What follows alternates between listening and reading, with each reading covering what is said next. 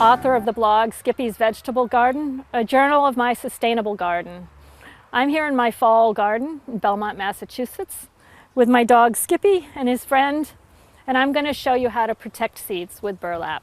I'm going to be planting carrot seeds. Carrot seeds are very sensitive to drying out, and they take a few weeks to sprout. So it's very helpful to protect them with burlap. So I have burlap here.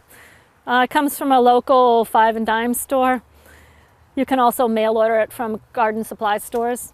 I'm going to mark out how much I need by putting it down on my row. Looks like it's the length of my beds. I'm going to cut a piece about a foot wide. So there's our burlap ready to go. I'll put in a row of carrot seeds. Carrot seeds get planted shallow. I'm going to make a furrow. It's about 1/4 of an inch deep. And the carrot seeds just get scattered evenly in the furrow. Now I'm going to cover the soil, flatten it out. Before I put the burlap down, I want to make sure the soil is nice and moist. So I want to water the area thoroughly. And then I'm going to lay down the burlap on top of the area, just like that.